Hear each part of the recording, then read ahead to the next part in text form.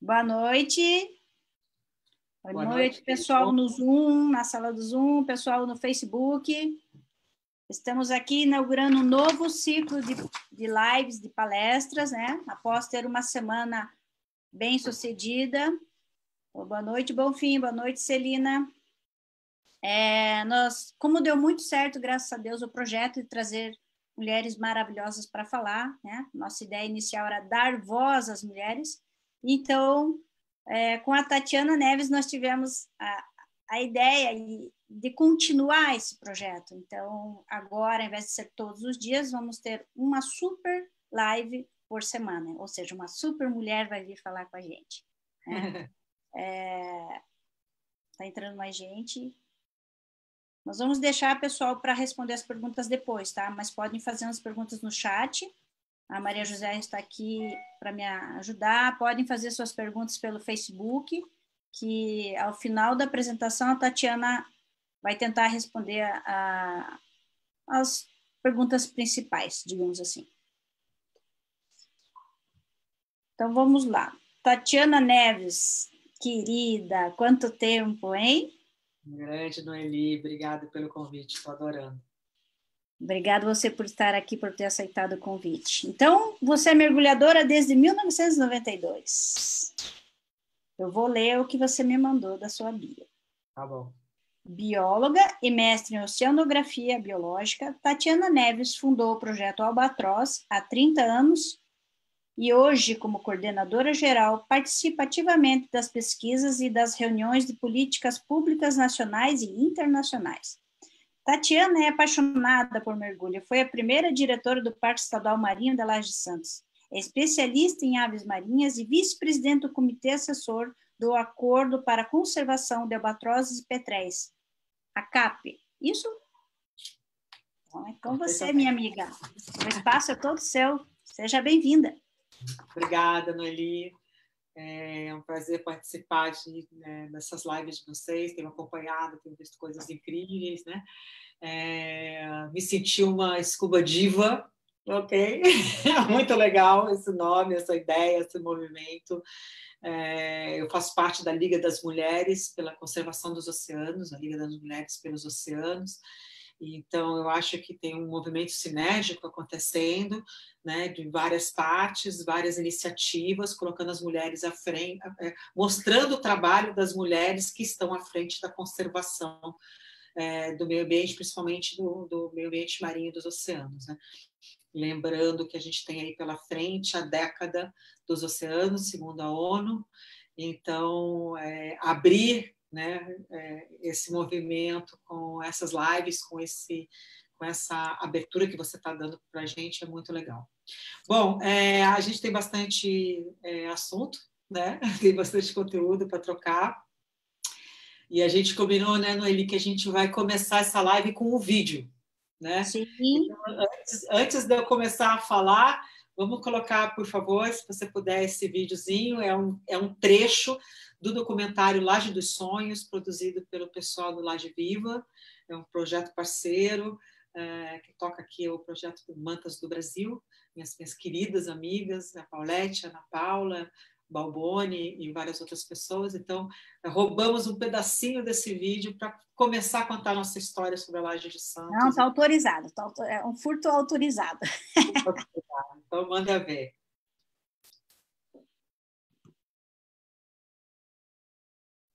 Estão todos vendo minha tela? Eu estou. O cabelo era outro. Mergulhar muito intensivamente, vamos dizer, né? Porque eu comecei a trabalhar mesmo, né, na questão do mergulho, junto com o Guilherme, o pessoal do Santos Sub, e eu ia muito para lá, né? E o Rodrigo, né, na época, parceiro, ele era biólogo junto comigo, né, e um excelente biólogo, diga-se de passagem. Então, a gente começou a falar, puxa, a gente tem que levantar, fazer um inventário da vida marinha aqui, né, para quem sabe transformar isso num parque ou numa unidade de conservação, enfim, não tinha um formato pronto na mente, mas certamente a gente sabia já da importância em termos de conservação da biodiversidade marinha que aquele lugar representava. A ideia de se criar uma unidade de conservação marinha, naquele momento, era bastante inovadora. Né? E havia um grupo de pessoas ligado ao governo do estado que deu muita força para que nós desenvolvêssemos essa ideia. Eu trabalhava na CETESB, logo depois fui convidada a trabalhar no Instituto Florestal. Tá? Então eu fui transferida para o Instituto Florestal em 93, dei a sorte de entrar num lugar muito interessante, muito bacana, que foi a assessoria da Divisão de Reservas e Parques Estaduais.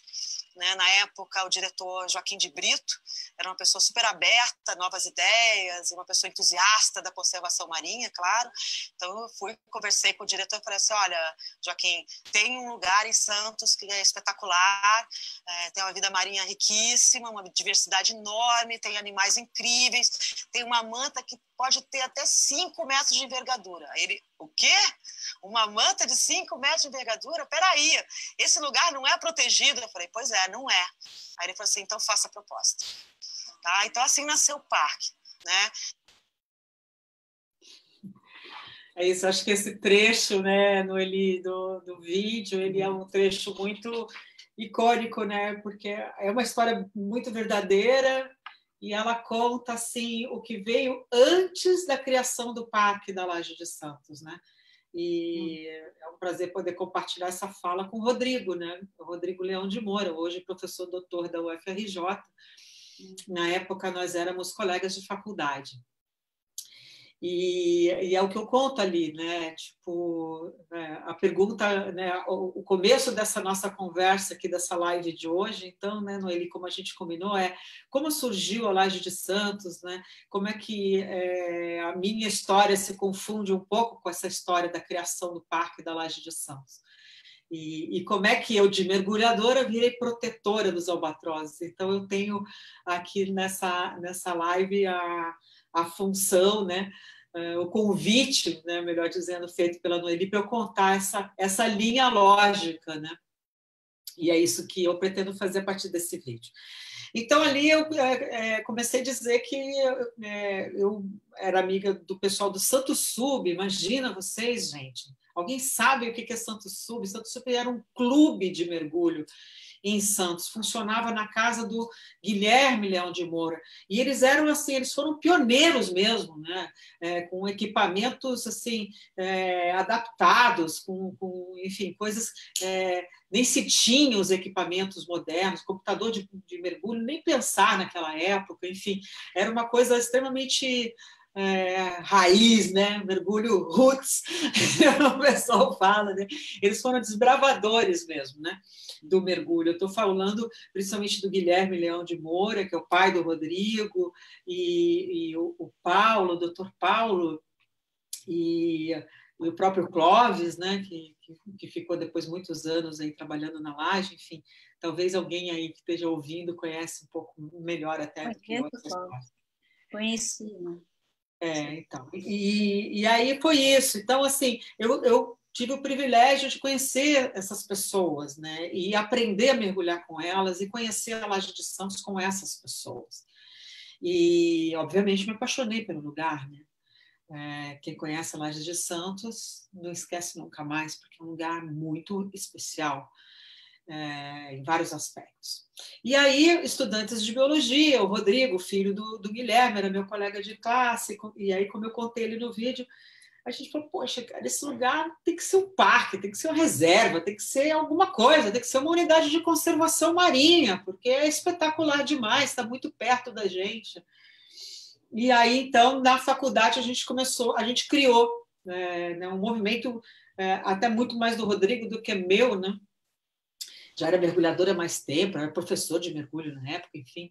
A gente juntou um grupo de alunos e falou assim, a gente precisa fazer um inventário, a gente precisa saber quais são os animais ali, fazer um estudo para a gente poder ter esse subsídio na mão e apresentar para as autoridades e dizer, olha, esse lugar é muito rico, ele precisa ser preservado. Então, a gente juntou lá um monte de cabeça, né, um monte de alunos, e falou assim, olha, você vai estudar os crustáceos da Laje de Santos. Você vai estudar... né, o Rodrigo já estudava os peixes recifais. Hoje ele é professor doutor nisso, né? Enfim. E aí, nessa hora, eu dei um pulo e falei assim, peraí, as aves marinhas cuido eu. Né? Aí as pessoas me olharam e falaram assim, pô, mas fica fora d'água. Eu falei, pois é, essa parte aí é minha. E aí eu comecei a me interessar em estudar as aves da Laje de Santos. Né? A laje é uma pedra, um rochedo, né? Desprovido de vegetação, mas ela é um local importante para nidificação, né? Para reprodução de várias espécies de albatroz, não, de aves marinhas. Albatroz, inclusive, não. A gente tem o ninhal de Atobá. Eu ia te perguntar isso. É um ninhal de Atobá, é um ninhal tem reprodução de algumas gaivotas, é um pouco mais esporádico, mas a cereja do bolo, né, das espécies de aves marinhas lá são os 30 réis. Né? Então, a gente tem o 30 réis real, 30 réis de bico amarelo e o 30 réis de bico vermelho. São 3 espécies. Tem 3 espécies. 3 espécies, são aves migratórias. E aí, naquela época, eu subi na pedra, né? Coisa que depois a gente viu que é uma coisa que tem que se fazer com muito critério, porque você assusta as aves saem dos ninhos, abandona, o ovo pode rolar, porque ela sai meio desajeitada, então é muito sensível a laje. Né?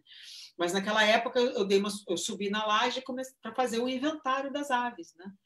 E aí eu acabei registrando a primeira reprodução do albatroz, do 30 réis real no Brasil, foi na Laje de Santos. Isso foi descrito, acabou sendo descrito por mim nessa ocasião da gente fazer esse inventário. E depois eu fui trabalhar no Instituto Florestal, justamente no Departamento de Reservas e Parques Estaduais. Se isso não é destino, minha amiga, eu não sei o que é. Porque, poxa, a gente já estava querendo criar um parque, uma unidade de conservação na Laje, e aí, de repente, eu sou transferida por uma questão... Eu fiz concurso, passei, fui transferida e caí como assessora do diretor de Reservas e Parques, ou seja, era o departamento que criava e cuidava das unidades de conservação do estado de São Paulo. E o mais interessante de tudo é que ele era um instituto florestal, tá certo? E aí a gente chega lá com uma proposta de uma unidade de conservação marinha.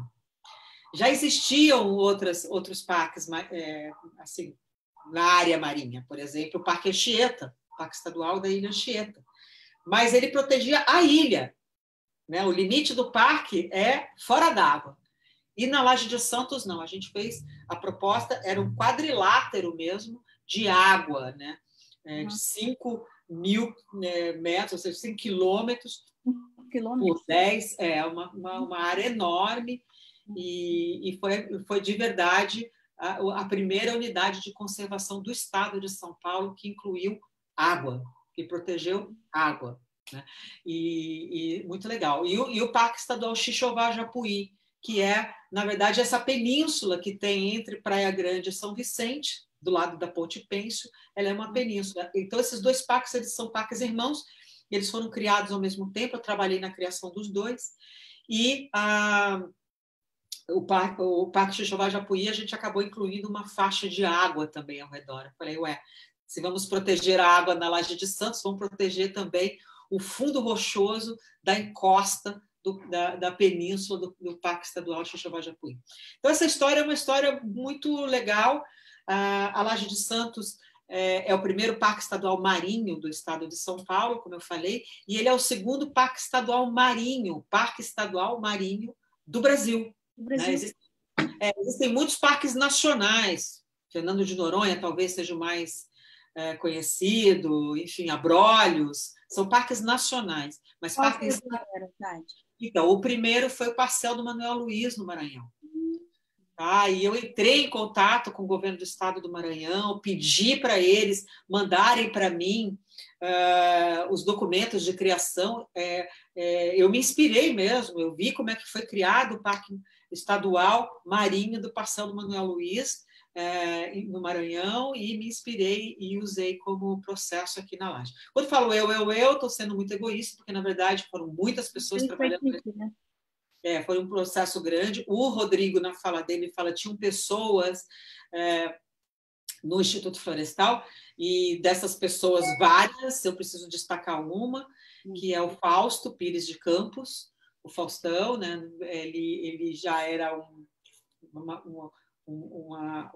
uma pessoa antiga ali no processo, conhecia todos os caminhos, né? Sabia o caminho das pedras, uma pessoa com muita experiência dentro do Instituto Florestal, hoje Fundação Florestal, enfim. E juntos nós trabalhamos então na proposta do parque. Então foi assim uma história muito legal, né? Muito bonita, muito desbravadora, né? Porque imagina você estar num lugar florestal e você conseguir convencer, articular. Então assim. Quanto tempo do início até você conseguir finalizar esse processo todo? Quanto tempo levou? Eu acho que não foi um ano, foi uma coisa muito rápida. Rápido. Porque, então, e como eu falei, né, a hora que eu contei para o Joaquim, né, Dr. Joaquim de Brito, que era o diretor, que tinha um animal, e ele estava assim, sabe, despachando, ele estava de cabeça baixa na mesa dele, assim, e eu, assim, recém-chegando, né, novinha, eu era estudante de biologia ainda, nem formada eu era, né? Então, eu trabalhava de dia lá em São Paulo, na Serra da Cantareira, longe a beça, e de noite eu fazia faculdade em Santos. Foi assim, uma época puxada, né? E aí ele lá despachando, assinando documento, e um monte de pias de processo, aquelas coisas. E eu lá assim, então, veja bem, tem um lugar em Santos e tal, né? E brincando com ele, né? Então, é um lugar muito especial, muito bonito. Eu acho que, puxa, tinha que ser um parque, né? E tal. E fui falando, até a hora que eu falei, então, tem uma raia gigante, é uma raia manta. Pô, ela chega a ter 5 metros de envergadura. Aí ele levantou o olho. Aí ele levantou para falar comigo. Aí ele tirou os olhos do papel que ele estava assinando lá, olhou para mim e falou assim: como é que é?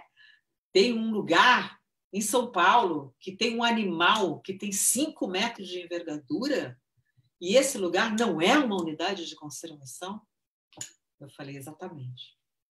Aí ele falou assim, nossa, precisamos criar. Tati, se junta com o Fausto, chama o Fausto, que já era da área marinha, que já trabalhava com aves na época, então já tinha essa experiência.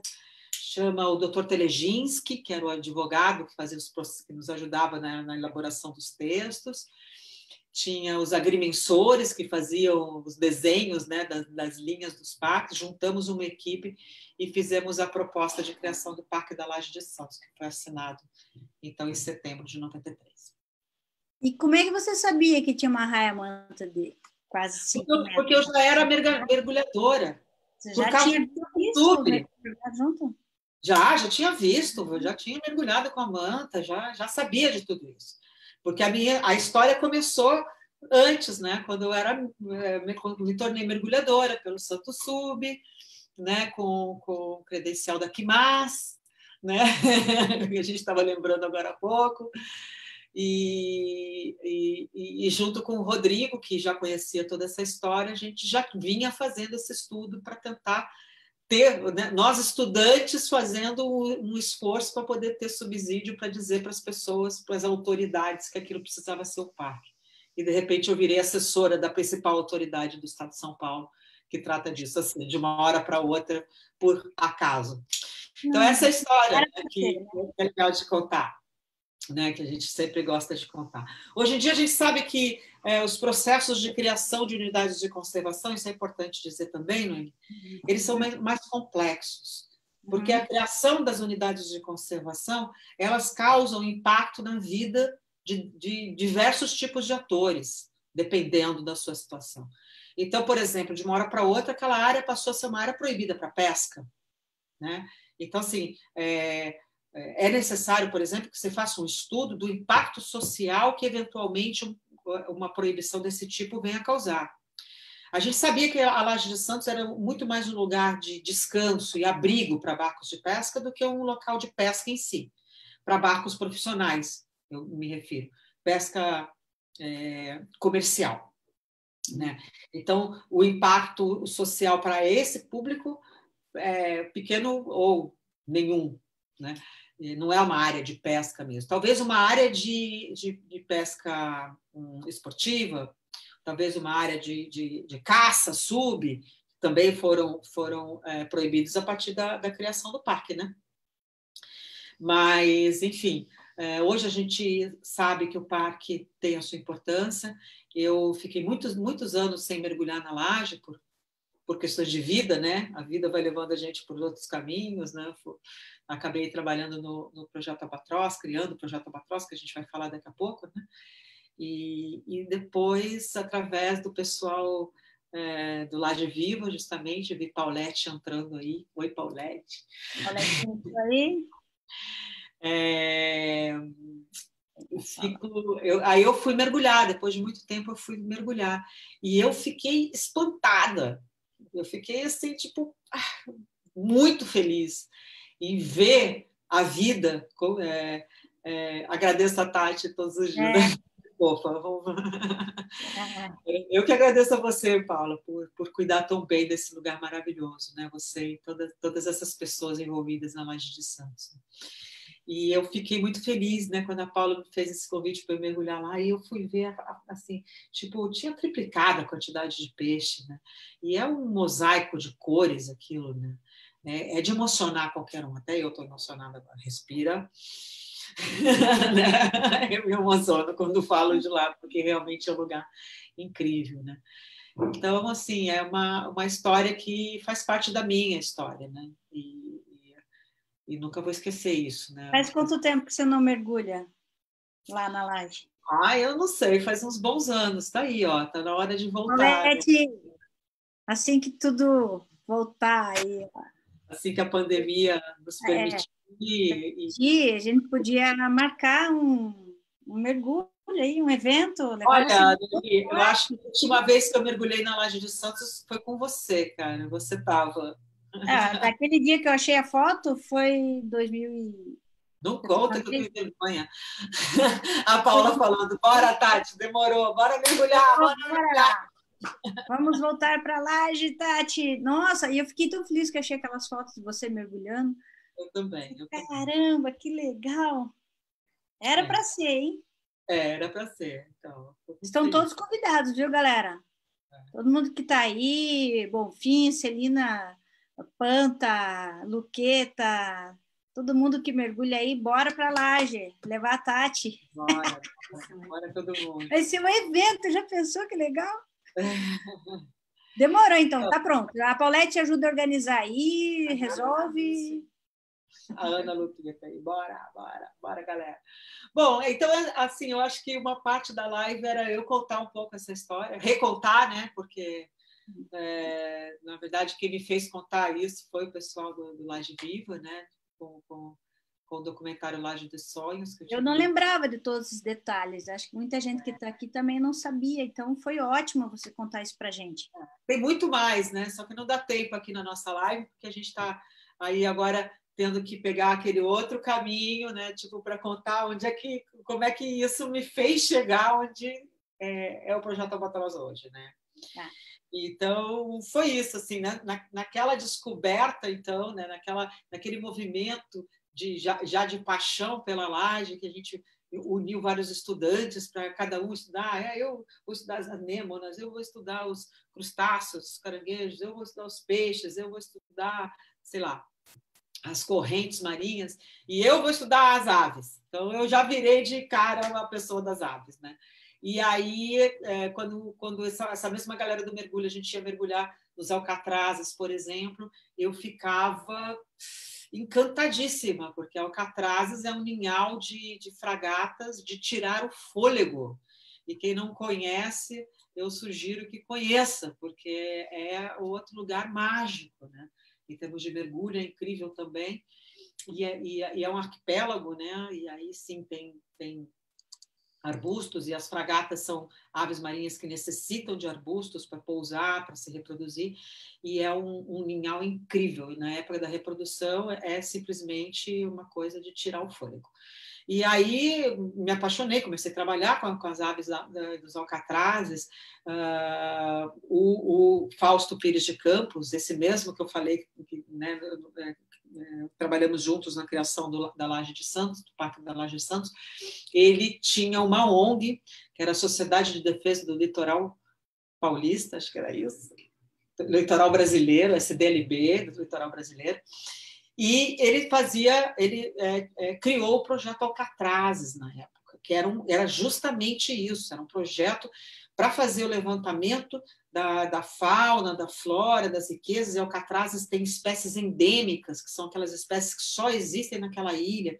Assim como a Queimada Grande tem a jararaca da Queimada Grande, Alcatrazes tem uma jararaca específica de Alcatrazes e também uma espécie de catleia, que é uma flor, uma orquídea, enfim. Né? Então, foi se levantando isso e eu fazia parte do grupo que estudava as aves marinhas. Né?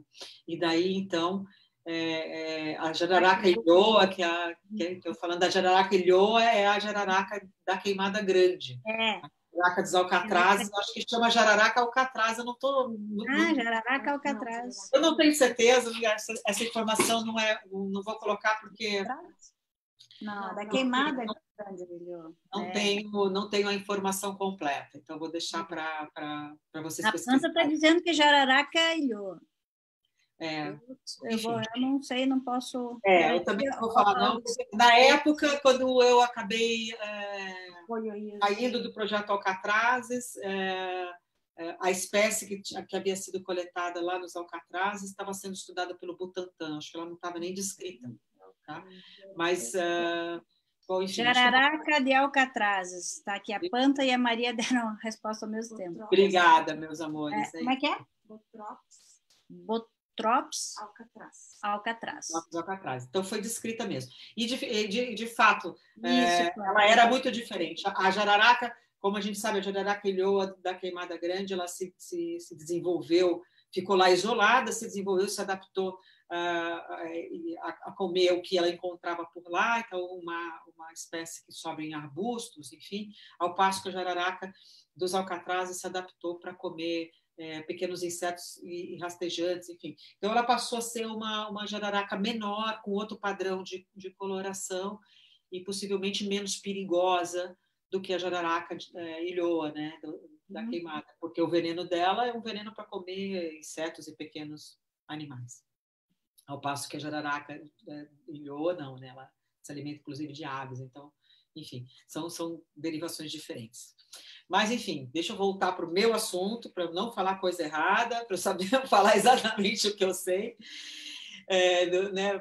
do que eu sou especialista ou quase isso. Enfim, e é isso. Então, eu comecei a estudar a parte de aves, comecei a frequentar o Instituto de Pesca em São Paulo, e ali sempre acompanhando o laboratório de taxidermia, que é a preparação dos animais para exposição, e ali eu tinha muito contato com as aves e tal. Numa oportunidade, exatamente em 1990, tá? Lembrando que a gente está em 2020, então essa história faz exatamente 30 anos, chegou um pesquisador, um aluno da FURG, que é a Universidade Federal do Rio Grande, lá no Rio Grande mesmo, no sul do Rio Grande do Sul, quase Uruguai, perto de Pelotas, e ele veio, desembarcou em Santos porque ele estava a bordo de um barco pesqueiro atuneiro. Tá? Barco pesqueiro atuneiro são barcos que usam o espinhel ou longline para pescar atuns ou outros peixes similares.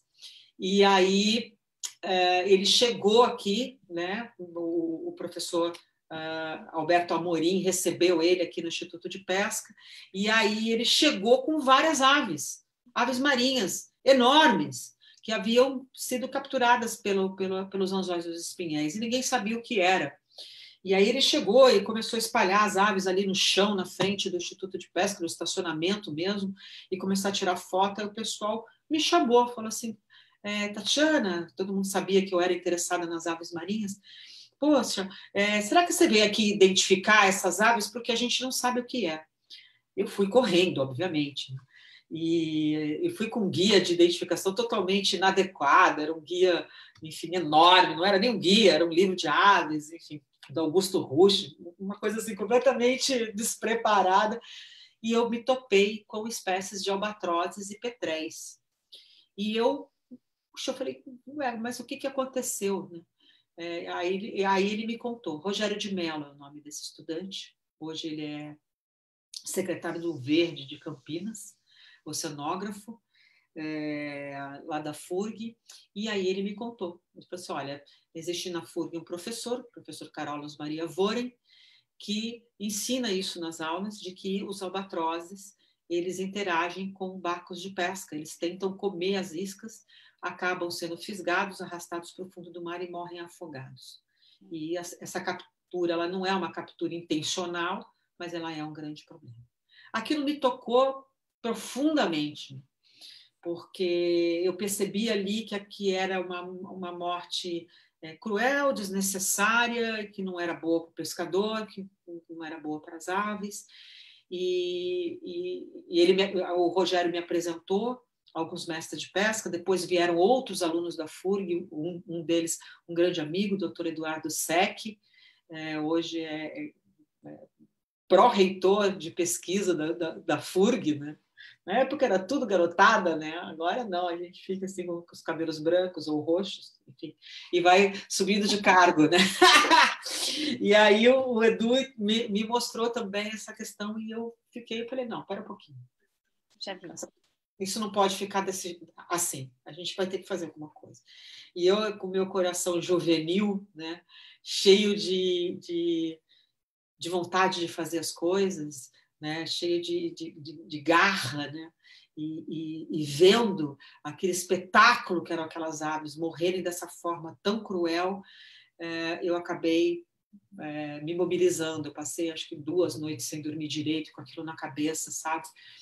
E aí eu me inspirei bastante no Projeto Tamar, né? O projeto das tartarugas marinhas já era um projeto importante naquela época, e eu também, na minha inocência, né, juvenil, pensei assim, poxa, peraí, eu vou criar um projeto para os albatrozes igual o Projeto Tamar. E quem sabe um dia eu possa ter até o patrocínio da Petrobras, que nem eles. Né? Então, foi um sonho isso, foi um sonho mesmo. E foi exatamente assim o meu pensamento, né? Eu gosto de reproduzir essa história, né? Porque, caramba, é outra grande história, né? De paixão e de... a Juliana Justino, que é da nossa equipe, dizendo sonho super realizado. Né? Uma história de luta, né?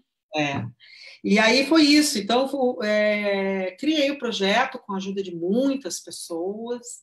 A principal pessoa foi minha amiga Cristina, Maria Cristina Fernandes, na época. Eu falei, Cristina, como é que eu vou fazer isso? Né? Aquela coisa, como é que eu vou fazer? Mas, né, a cabeça a milhão. Ela falou assim, poxa, pede ajuda para algum professor da universidade.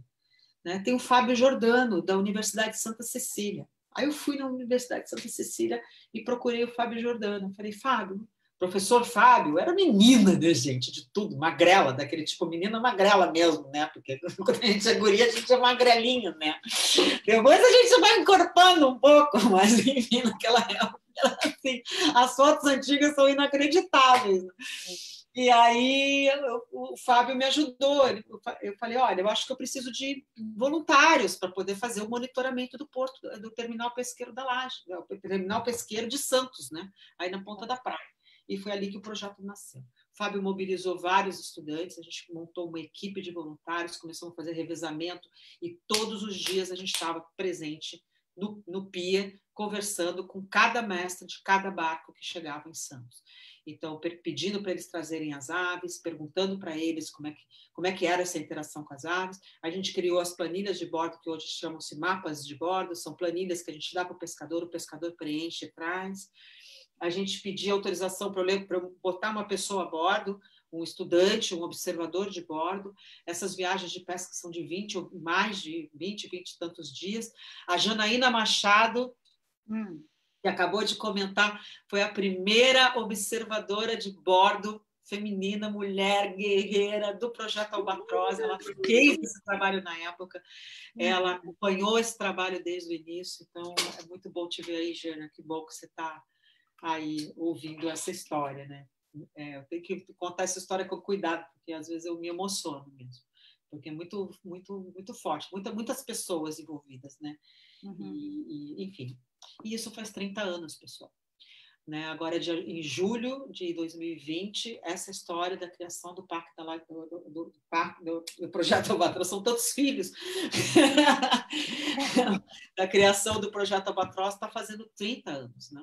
E a gente está comemorando. Então, poder contar essa história aqui nas divas, nas Scuba Divas, aqui ao vivo, para as pessoas que estão assistindo, para mim é um enorme de um privilégio. E eu quero agradecer muito essa oportunidade e considero esta uma das ações comemorativas dos 30 anos do Projeto Albatroz, se você me permite. Uau, que legal. Nós ficamos muito emocionados de escutar a sua história, porque é um filhão, né?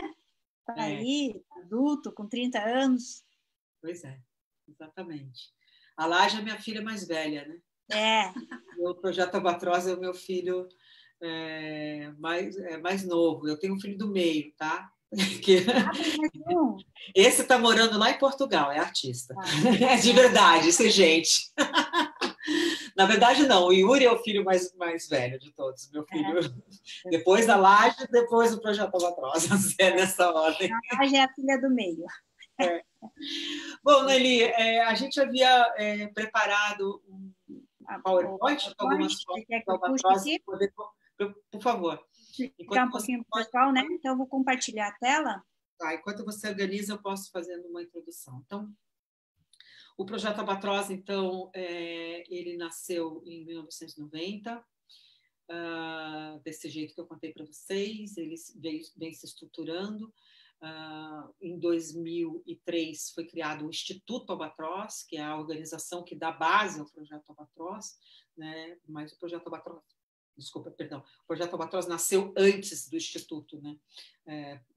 Com apoio de outras instituições, até a hora que a gente percebeu que precisava de um CNPJ, precisava de uma estrutura dele próprio, né? A gente já tinha corpo suficiente para poder ter o Instituto Albatroz mesmo, né?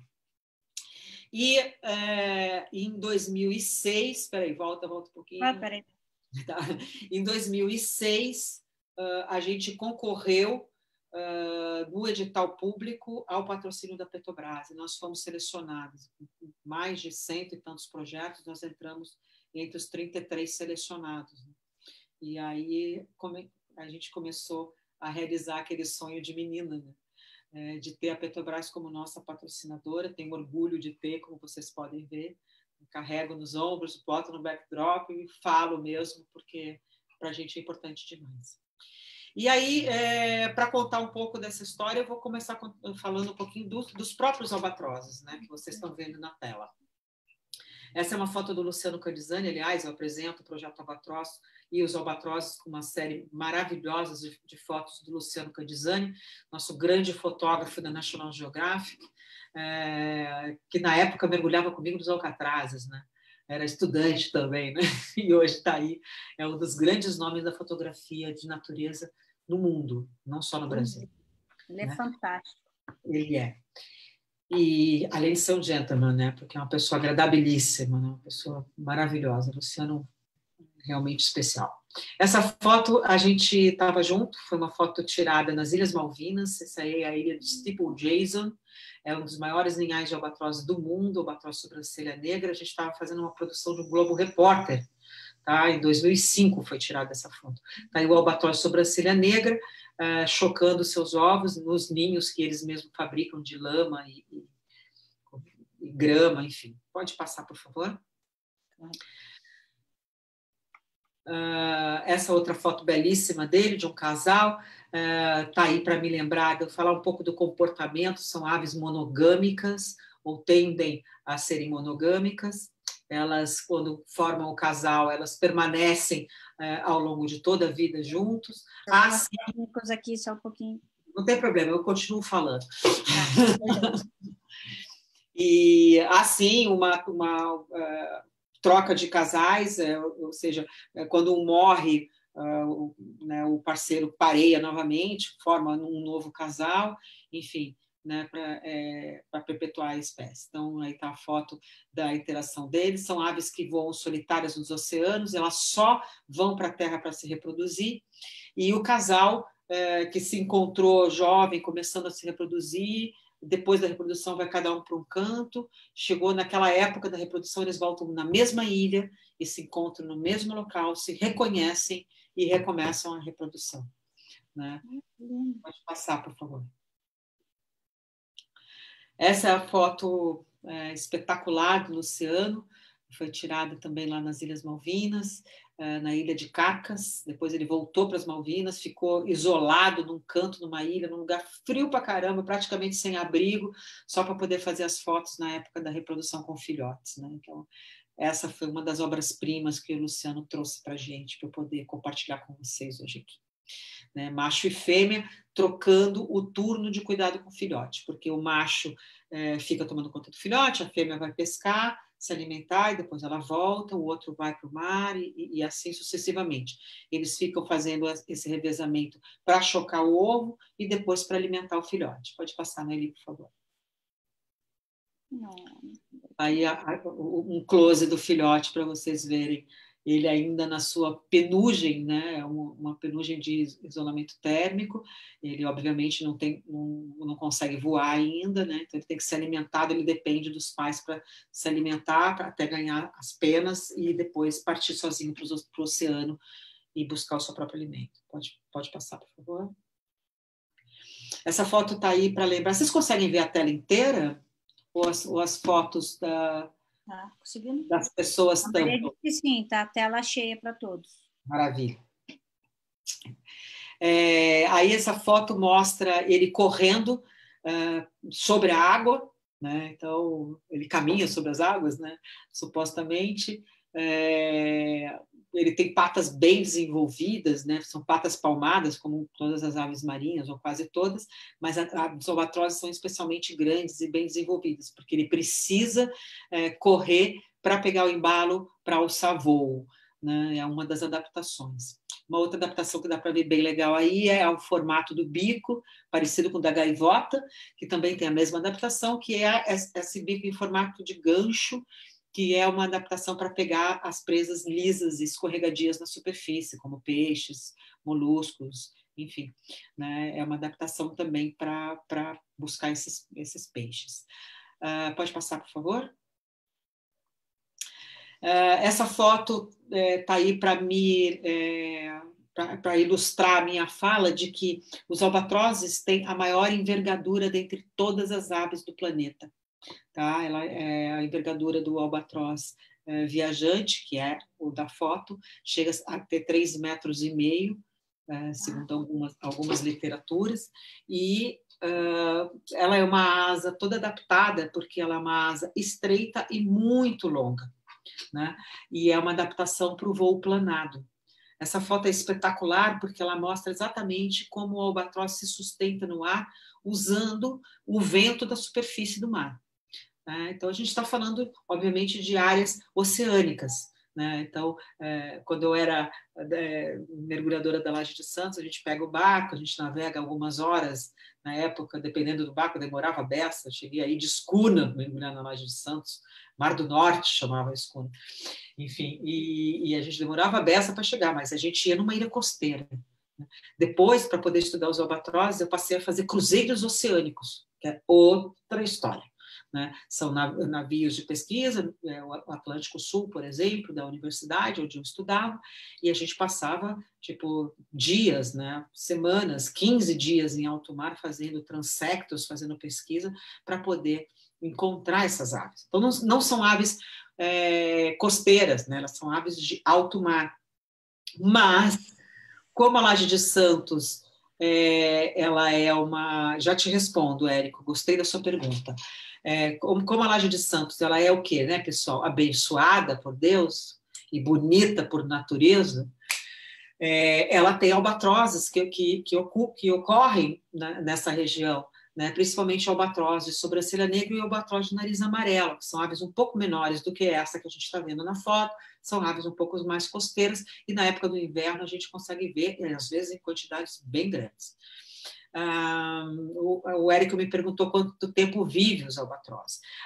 O albatroz mais antigo, anilhado, né, ou seja, foi anilhado enquanto jovem, e mais antigo é a Wisdom, tem nome, wisdom, sabedoria em inglês, é uma albatroz de Laysan, que se reproduz no Atlântico, no Pacífico Norte, monitorada pelos pesquisadores norte-americanos, e ela tem hoje 62 anos reproduzindo, 62 ou 63, preciso me atualizar, alguém da minha equipe aí me socorre, por favor, né, no chat.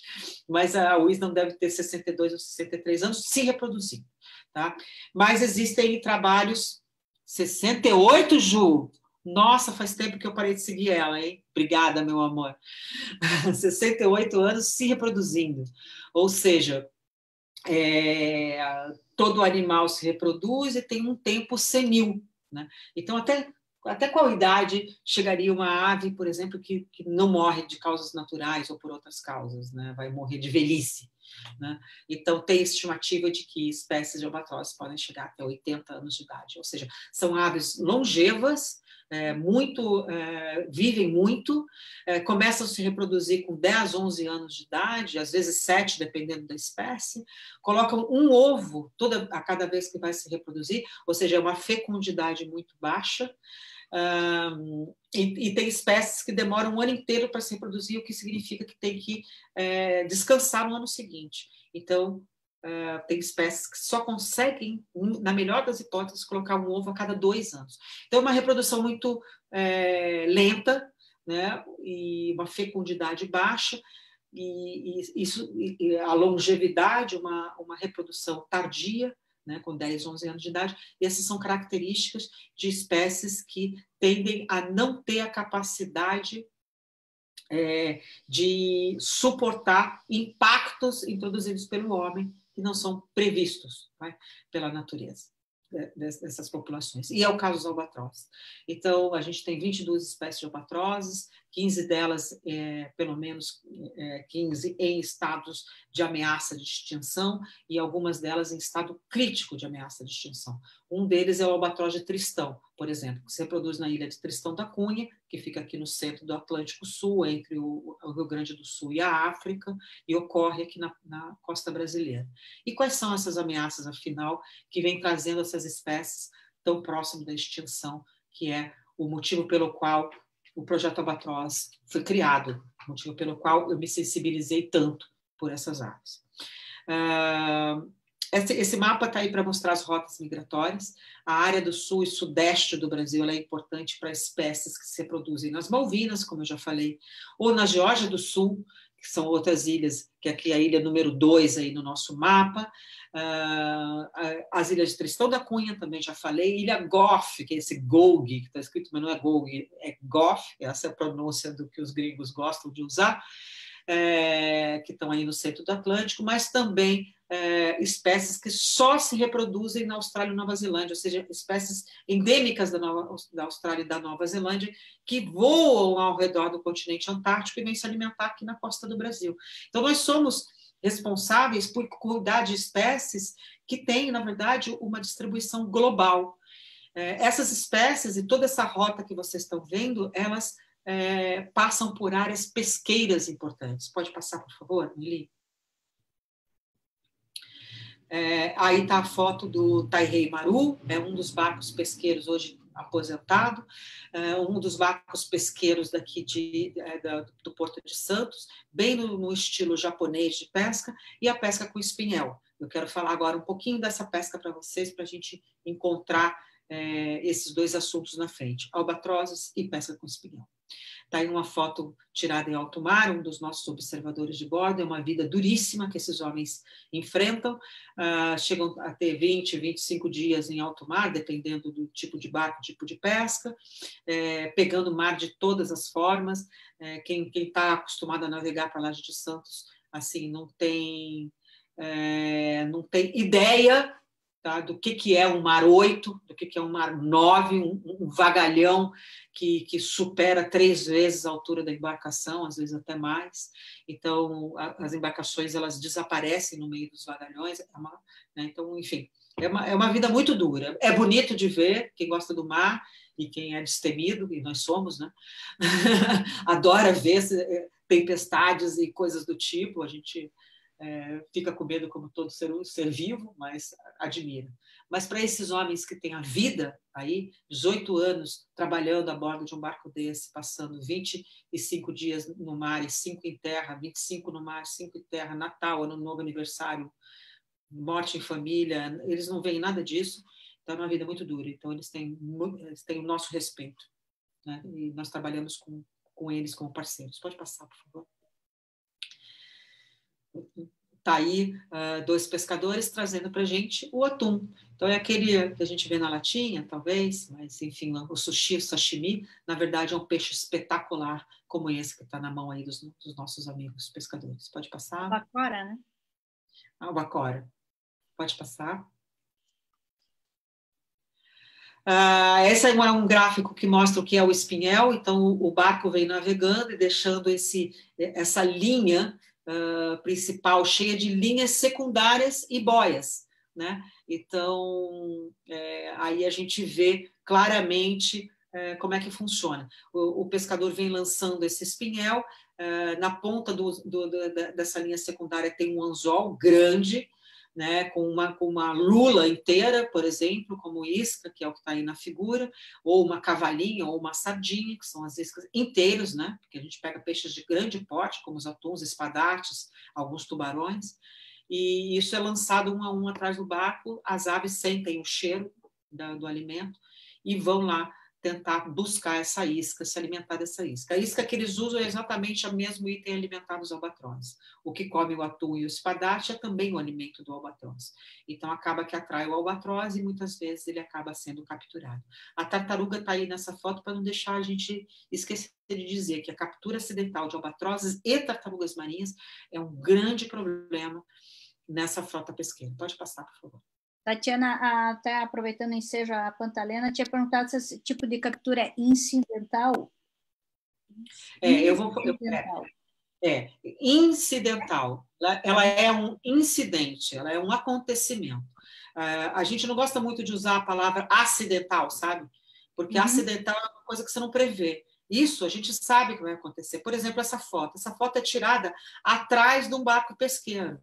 O que vai acontecer se você jogar um anzol com uma lula, que é um alimento importante para os albatrozes, nessa situação atrás desse barco? O que vai acontecer? Não é um acidente, né? Isso é um fato. É fato. Né? Os albatrozes vão mergulhar e vão roubar a isca e vão sair voando felizes e contentes, e o anzol vai descer vazio, ou o albatroz vai pegar a lula, vai engolir com o anzol e tudo, vai ser fisgado e vai ser arrastado para o fundo do mar. Pode passar, por favor.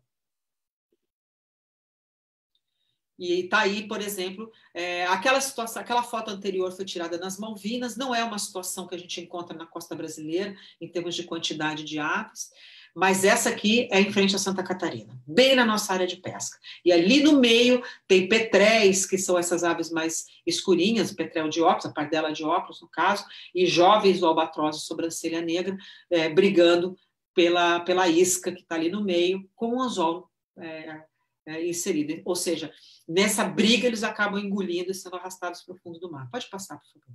Vamos ter que dar uma aceleradinha, eu acho, aí, Noeli. Não, tá. Essa é a foto de um albatroz de Tristão, é um albatroz de grande porte, criticamente ameaçado de extinção, para a gente poder ilustrar exatamente o que acontece. Pode passar, Noeli, por favor.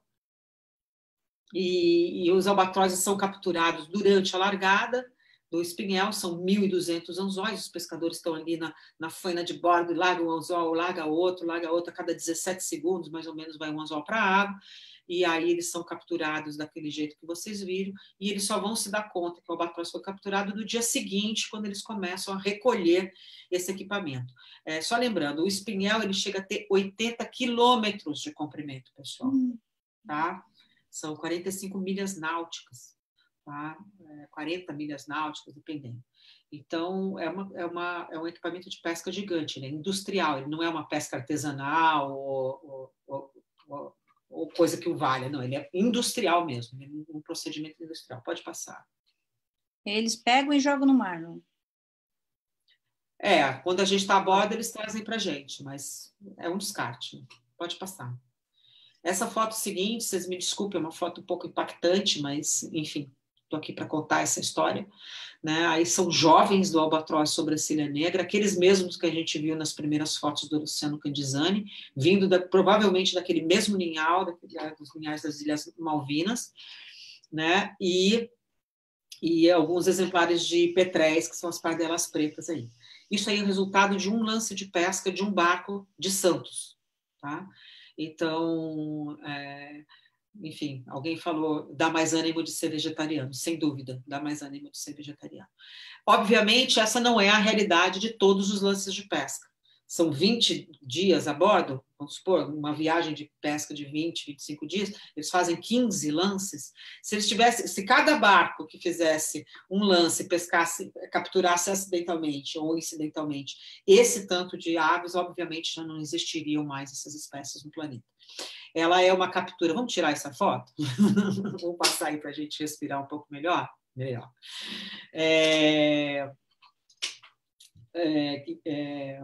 Ela é uma captura assim. Existem muitos lances de pesca que não capturam nada, que não capturam nenhum albatroz, então é 0 albatroz capturado, lançou o espinhel, veio, pescou, não capturou ninguém, nenhum albatroz, aí 0, 0, 0, daqui a pouco captura 2, 0, 0, 0, 3, 0, 0, 10, 0, 0, 100. 0034, 00. Então, assim, ela é errático, sabe? Assim. Então, isso dificulta bastante aí o nosso trabalho de convencer os pescadores que isso é um problema e de buscar soluções. Essa foto foi tirada pelo Gui Marcovaldi, fundador e chefe do Projeto Tamar, nosso parceiro. Esse é um albatroz de Tristão e essa aí sou eu. Então, para vocês terem uma ideia, o tamanho dessa ave, né? Tirando ela do anzol morta, obviamente. Pode passar, por favor. Ela está aí para lembrar que nós criamos o Projeto Albatroz para esse fim. Hoje nós temos base em 5 estados, são 6 bases em 5 estados, onde nós fazemos o monitoramento dos principais portos pesqueiros, das principais regiões onde ocorrem esses albatrozes. A área de ocorrência deles é de 20 graus para sul, ou seja, um pouquinho ao norte da cidade de Vitória, no Espírito Santo, até a nossa fronteira com o Uruguai, é a nossa área de trabalho. Tá? Tem mapas que mostram a gente trabalhando em alto mar, com os pontinhos de monitoramento. Eu não trouxe para vocês para não ficar muito longo, mas nosso escritório não é na praia. Nosso escritório é no oceano mesmo. Pode passar. Você pretende expandir para cima, para o Nordeste, ali, por exemplo? Sim, a área do Nordeste ela não é uma área de ocorrência, ela não é uma área relevante para nós. Mas sim, a gente pretende iniciar um trabalho no Porto de Natal. Mas isso para poder fazer experimentos com as embarcações de lá e desenvolver maneiras de controlar, de verificar a utilização das medidas que são obrigatórias pelos barcos de pesca aqui no Sul, que não são obrigatórias lá porque lá não tem as aves, aqui no Sul é obrigatório. Mas a gente quer desenvolver as ferramentas de controle, que a gente chama, monitoramento por câmeras e satélites. Essas são as maneiras de mitigar e são as medidas que eu falei que são obrigatórias por lei. Sim, existe penalidade, né? Aquarius Diving, existe penalidade, existe uma lei que obriga o uso de 3 medidas de mitigação.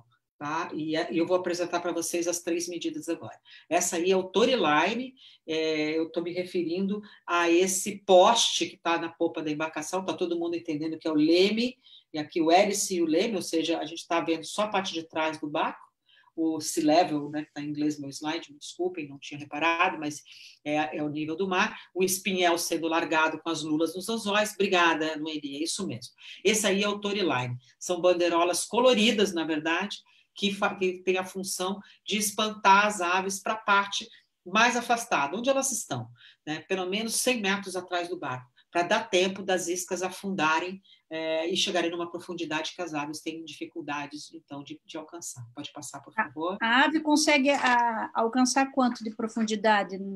Depende da espécie. Facilmente, um petrel chega a 30 metros, tá? Ou mais.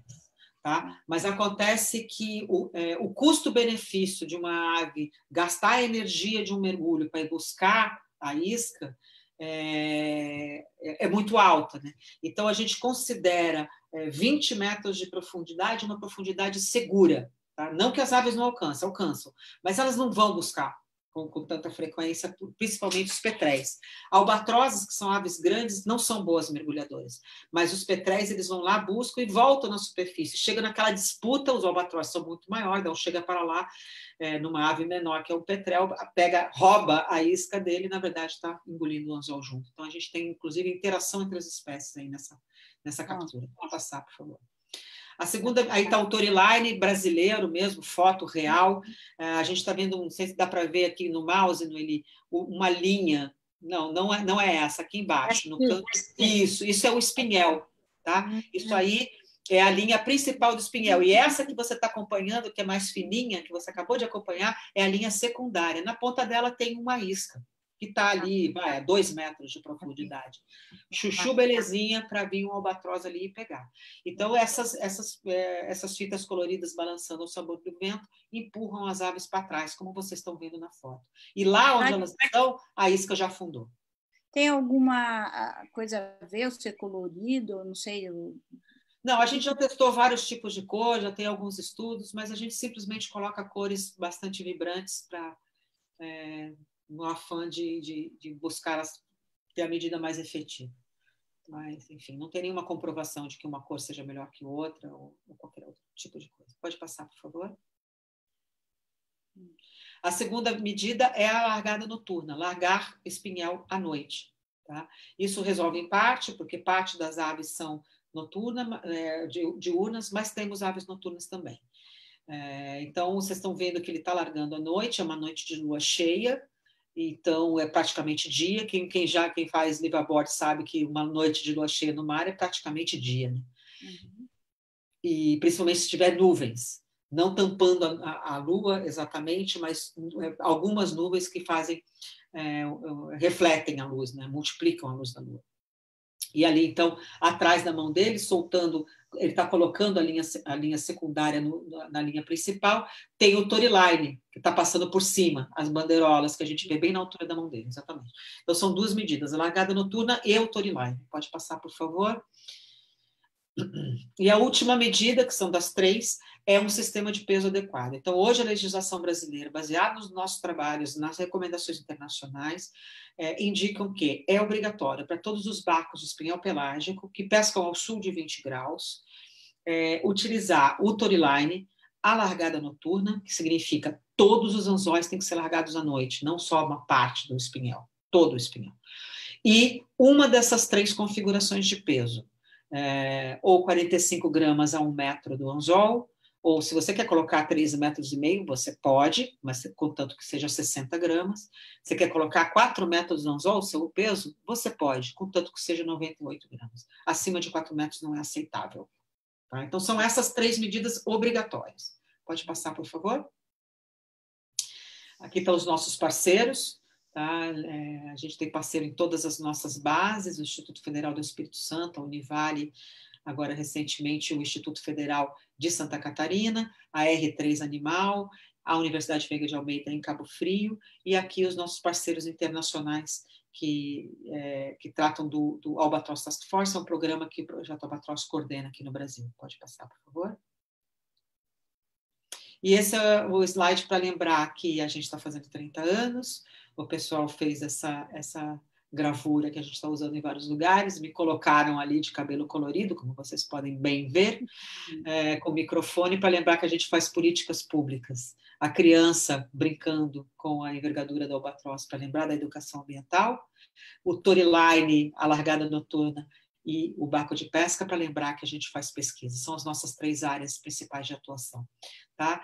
E aqui as nossas mídias sociais para falar da nossa competentíssima equipe de comunicação, da qual eu tenho um orgulho tremendo.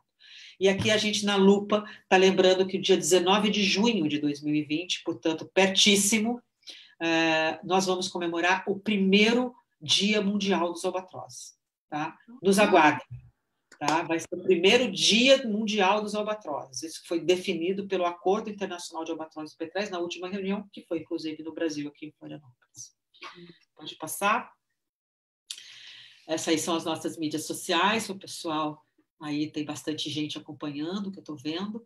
Então, por favor, pessoal, curtam nossa página no Facebook, nos sigam no Instagram, no Twitter, e a gente está à disposição aí no site do Projeto Albatroz com um monte de informação importante, inclusive um programa para crianças, para as escolas que estão trabalhando durante a pandemia, durante o isolamento social, utilizarem, está aqui, a Justina está colocando nosso endereço aqui do Instagram. Obrigada, Juliana, para vocês nos acompanharem, tá? Então, a gente está com o programa Albatroz em casa, pode descompartilhar a tela, porque acabou a apresentação. A gente está com o projeto Albatroz em casa, é um programa que a gente está colocando no ar para ajudar os professores a trabalhar com as crianças que estão em isolamento social. Então, são aulas em todas as séries, desde o ensino infantil até o ensino fundamental 2, tudo baseado no currículo nacional e com acompanhamento da nossa equipe. Pronto, acabei minha fala. Tati, Estou à disposição. Eu não consegui abrir muito o chat enquanto você estava explicando a apresentação, eu só vi que tinha 24 perguntas novas do tempo que eu estava acompanhando. Então, tem muita pergunta aqui. Está disposta aí? Estou disposta. A gente já... Algumas eu vi que você já adiantou e foi, que você estava vendo, já respondia, mas eu vou tentar selecionar algumas. Não sei se a Celina está na sala ainda, ela deu parabéns pelo projeto. Estudei muito o método, amei as invenções e implantação. Ela adora seu trabalho. Janaína disse que você é uma diva, é uma deusa mesmo. Você é você aqui. Somos, né? A Karina está aí na sala, nossa Scuba Divas também. A Celina fez mais um comentário. Sim. Que na época você estava explicando que era às 9h03 da noite, que você deu sorte, na época tinha o Dr. Paulo Nogueira. Uau! Na época estava trabalhando para implementar a laje. Paulo Nogueira. Tá? Esse sim é um divo. Um divo, esse é o eterno divo de todo mundo. Ele é um cara super inspirador. Está na sala a Karina Grock, que eu estou vendo aqui. Ele trabalha com as baleias e temos projetos bem irmãos, né, Karina? Ela falou, foi terça-feira passada. Obrigada por acompanhar. Ela é uma querida. Pode falar. A Ana Pantalena fez um comentário que realmente não é fácil fazer articulação para criar uma unidade de preservação, né? Era a hora que você estava falando do parque, da Laje de Santos. Janaína, não canso de escutar essa história. A conservação é uma arte e cada luta é uma inspiração. Aí entrou a Paulette, já agitando o grupo. A Pantalena comenta, eu lembro da Laje de Santos, antes e depois da criação da laje, realmente foi uma reconstrução ambiental. Foi mesmo. A olhos de se perceber, né? Uma coisa da gente conseguir perceber, de fato, a diferença que fez depois de um tempo, né, Paulette? Maravilhoso. Não, incrível. Estava aqui pensando, eu vou tentar ler todos, daí eu estou com uma ideia aqui. Como não tem muito, assim, vamos pegar, vou ler tudo, eu vou abrir daí o microfone para o pessoal, tá? Vamos dirimir essas perguntas aqui, você responde, depois a gente abre para o pessoal. O Érico já perguntou qual o tempo de vida, você respondeu. A Mônica pergunta, qual a média de peso dele já adulto? Depende da espécie, né? Deixa eu até te falar uma coisa que eu não falei. Tem uma variedade muito grande, principalmente nos petréis, né? Os petréis, por exemplo, a gente tem espécies que são do tamanho de uma andorinha e tem espécies que são do tamanho de um albatroz, como o petrel gigante, por exemplo, né? Então, não são aves que são muito coloridas, na verdade, elas são marrom, preto, branco, e tem uma variedade bastante grande. Um albatroz de grande porte chega a ter 12 quilos. 12 quilos. A Luísa Fabrícia, conhece? Não. Tatiane, os albatrozes constituem uma subfamília? Não. Não? Não, os albatrozes não. A gente tem a ordem dos Procellariformes. Dentro da ordem dos Procellariformes, a gente tem algumas famílias. Uma delas é Diomedeidae, a família dos Diomedeídeos, que são a família dos albatrozes, é uma família. Albatrozes são famílias. E a gente tem algumas famílias de petréis também, como os procellarídeos, os hidrobratídeos e os penicanoidetes. A Pantalena comenta que essa pesca de espião também acaba com os tubarões. Sim. Todos, pega tartaruga, pega tudo? Golfinho, tudo? Sim. O problema dos tubarões é um pouco diferente do problema das tartarugas e das aves, porque eles não são capturas acidentais, eles são alvo da pescaria. Eles procuram, principalmente na época que se vendia a galha dos tubarões, né? Então, eles cortavam as nadadeiras dos tubarões, o que a gente conhece, é uma prática que é conhecida como finning, né? Pegar o tubarão, cortar as nadadeiras e jogar o tubarão vivo na água. Não é isso que os pescadores brasileiros fazem. Os pescadores brasileiros não fazem isso, porque tem interesse comercial na carne. Eles pescam o tubarão, eles cortam a nadadeira, eles guardam a nadadeira, mas eles trazem a carne, na grande maioria das vezes, pelo menos na pesca com espinhel. Tá? Pode ser que em outras pescarias isso não aconteça, mas na pesca com espinhel, essa é a regra. Eles trazem e vendem a carne do pescado. A gente está vendo aí essa semana cenas terríveis, né, do amputamento da nadadeira caudal de uma baleia jubarte jovem. Essa imagem está rodando na internet, tem que rodar mesmo, tem que ser exposto a esse tipo de problema. E ali a gente chegou a uma conclusão importante, um debate, inclusive, na Liga das Mulheres, né, no grupo da Liga das Mulheres pelos Oceanos, em cima dessa história, dessa jubarte. É isso, né? Isso ressalta a importância de se fazer educação ambiental em comunidades, principalmente comunidades pesqueiras, né? Quem assistiu o vídeo é tremendamente chocante. Quem não assistiu, eu sugiro, inclusive, que não assista, porque realmente é muito impactante.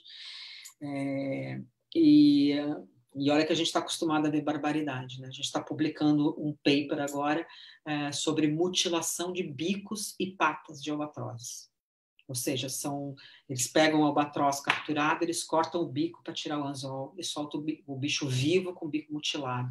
E a gente tem a quantificação disso. Ou seja, a gente tem fotos e registros disso ao longo de anos, né? Tem fotos, por exemplo, da pata do albatroz, eles cuidadosamente cortaram para fazer uma pata de galinha, porque eles acharam divertido, né? Esse pescador da caudal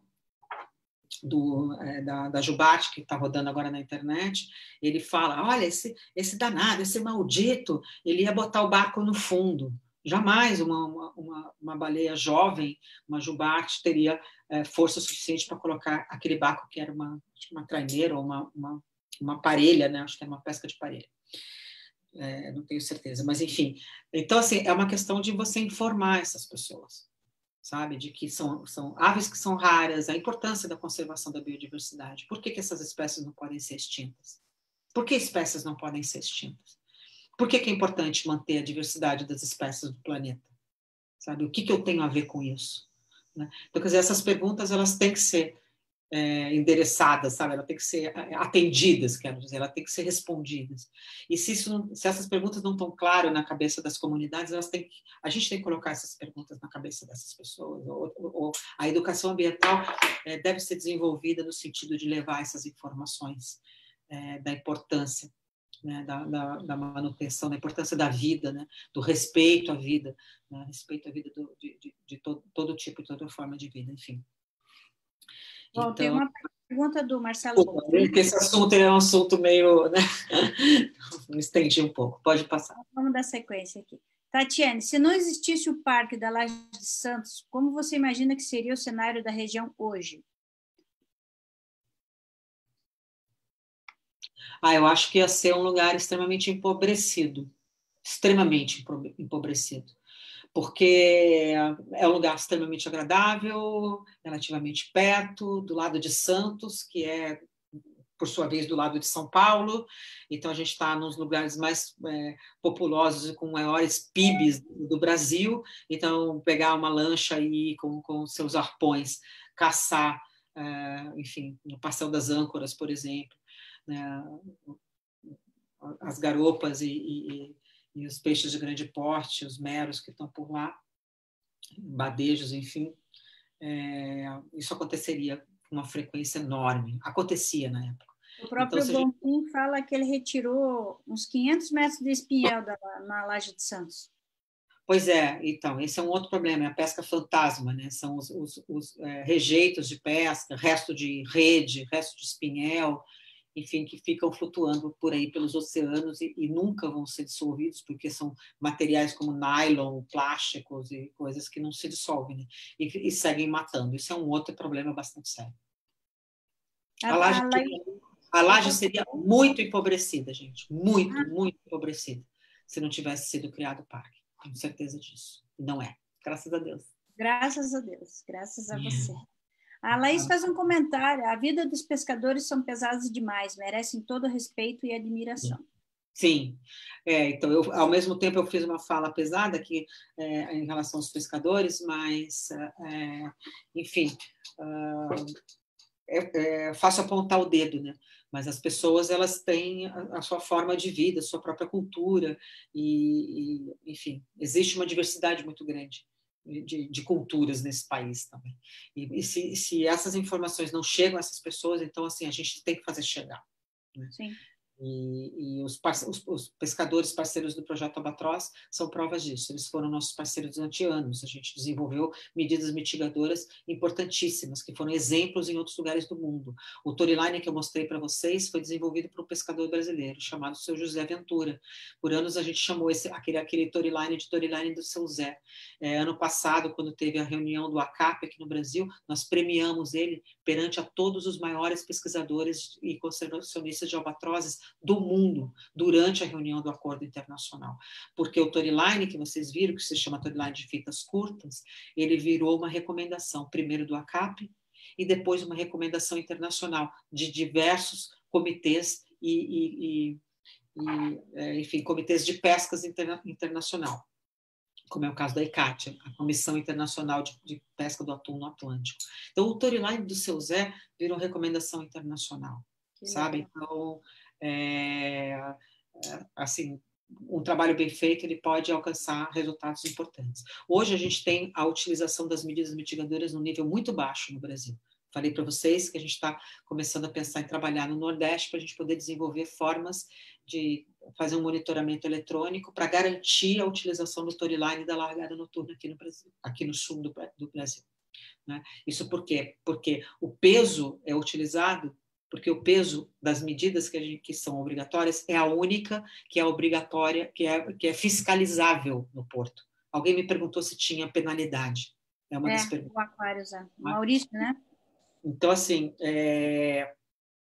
tem penalidade, obviamente, é um crime ambiental. Se ele não tiver os Torylines, o fiscal, o barco está no porto, o fiscal do IBAMA ou outro fiscal chega, ele vai olhar a distância do peso, a quantidade de peso e a distância do peso. Se não tiver dentro daquelas regras, ele é multado. Se ele não tiver o Toryline, ele é multado. Mas quem garantiu que ele usou o Toryline durante a largada e de maneira correta? Quem garantiu que ele largou durante a noite ou não? A gente não tem um programa de observador de bordo, a gente tem que desenvolver ferramentas para poder garantir o cumprimento da legislação. Bom, dando sequência aqui, eu não entendi, Luqueta, você colocou que sim, principalmente para as tartarugas cabeçudas. Captura acidental, né? Deve estar falando... Pantalena comenta que é melhor... Não, ela se anima de ser vegetariana vendo esse tipo de coisa. A Maria colocou que sim, porque ela também é vegetariana. Já fiz a pergunta do Bonfim. A Pantalena diz que lá no Ceará não tem albatroz. Daí confirmo que você me falou, que no Nordeste não tinha, né? Tem algumas espécies de petréis, tá? Tem assim, tipo, albatrozes são ocasionais. Teve um registro de um albatroz sobrancelha dele nas reentrâncias maranhenses. Oi? Vai entender o doido.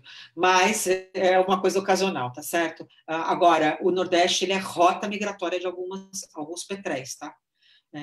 Aves que se reproduzem no sul, em ilhas oceânicas mesmo, eles passam pelo Nordeste e vão para a costa pacífica dos Estados Unidos e depois retornam.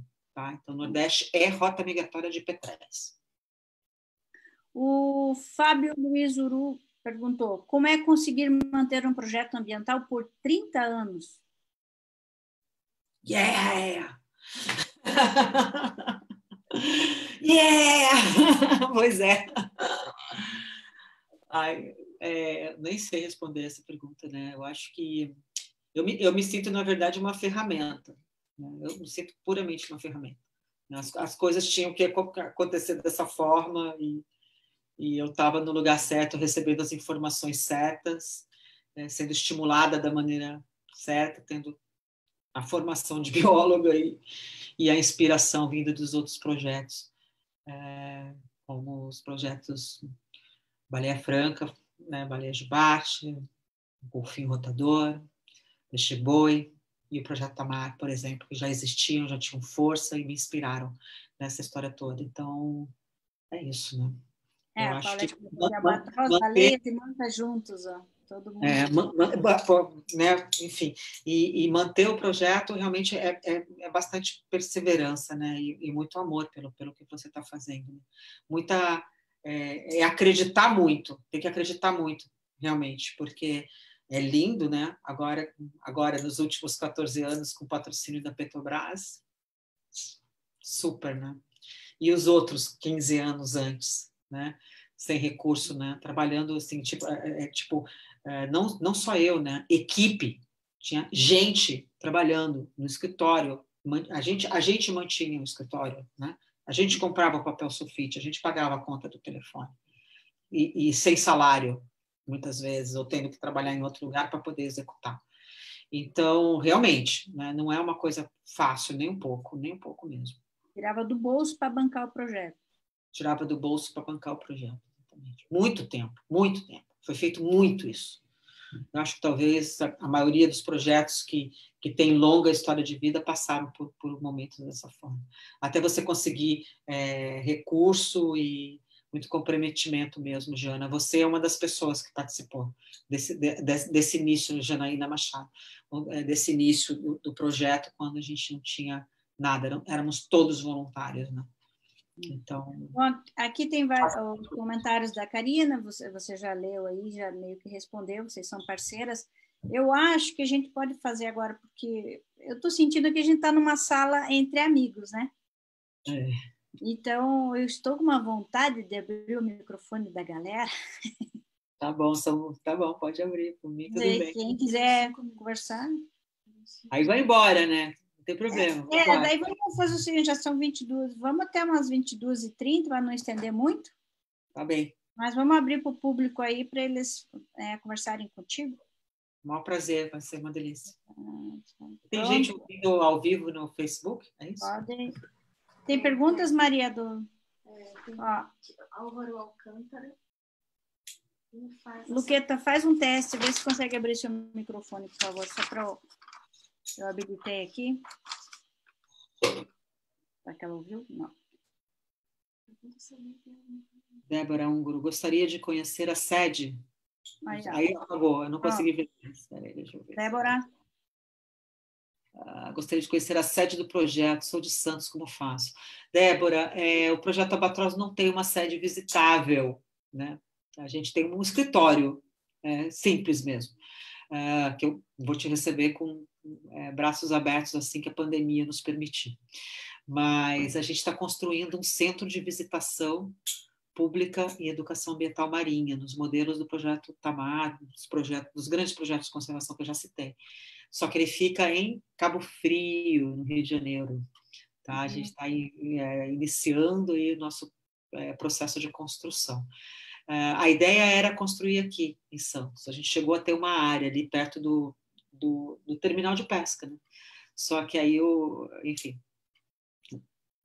teve contratempos e a área acabou não podendo ser cedida para a gente. Hoje tem uma obra super importante de benefício para toda a cidade, que é a nova ponta da praia do prefeito. Né? Então, tá tudo certo. Mas ia ser bem ali no centro, onde tem uma avenida hoje.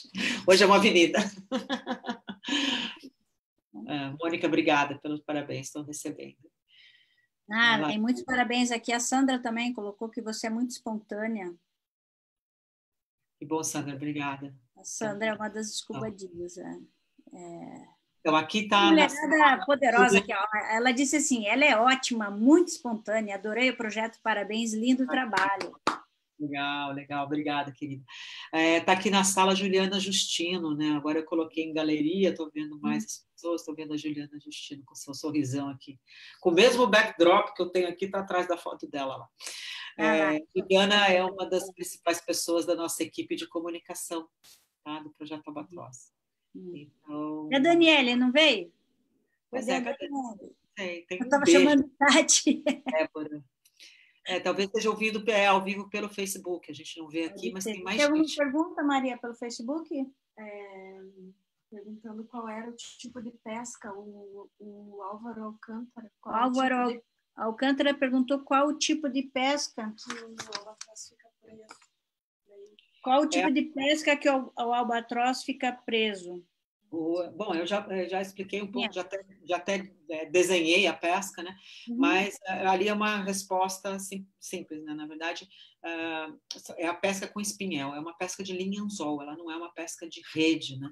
Que talvez seja problemática para as tartarugas e para os mamíferos, mas para os albatrozes o principal é a pesca de linha-anzol, justamente porque eles usam as iscas, que são os mesmos itens alimentares. Tem a pesca de espinhel pelágico, a pesca de espinhel de fundo, a pesca de espinhel de dourado, tem a pesca de linha de mão também, que pode ser, que é uma linha única, enfim, mas sempre aí com linha anzol. Qual seria o tipo de pesca, como é que eu vou dizer, menos agressiva a outras espécies? Não existe. Não, na verdade, assim, a princípio, o espinhel seria uma pesca, vamos dizer, menos impactante do que um arrasto, por exemplo.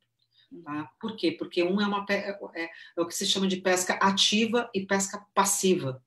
O arrasto é uma pesca ativa, porque o equipamento de pesca, ele se move, ele vem contra o cardume, arrastando o fundo, destruindo tudo, pegando o que precisa e o que não precisa, né? A captura acidental da pesca de arrasto é terrível, né? Ao passo que o espinhel é uma pesca passiva, ou seja, ele coloca a isca e a isca fica parada, é o animal que vem no equipamento. Então, só o fato de não ter esse movimento ativo, supostamente indica uma pesca menos impactante. E seria se não tivesse o problema das capturas acidentais, de tartarugas, de aves marinhas, dos tubarões, como foi citado, como eu falei aqui, não é muito acidental, é um pouco objetivo da pesca, mas na maior parte dos países a pesca de tubarões é acidental. E, eventualmente, a gente tem interação com os cetáceos de captura. A gente tem interação, sim, com as orcas, pseudo-orcas, principalmente, porque elas vão lá e comem o pescado que está no espinhel capturado. O pescador fica doido, né? Porque sobe um atum todo mordido de orca ou de pseudo-orca, e mesmo de tubarões que predam outros, os peixes, o atum, principalmente, ou espadarte, que está preso no espinhal. Então, tem essas interações com esses outros grupos. A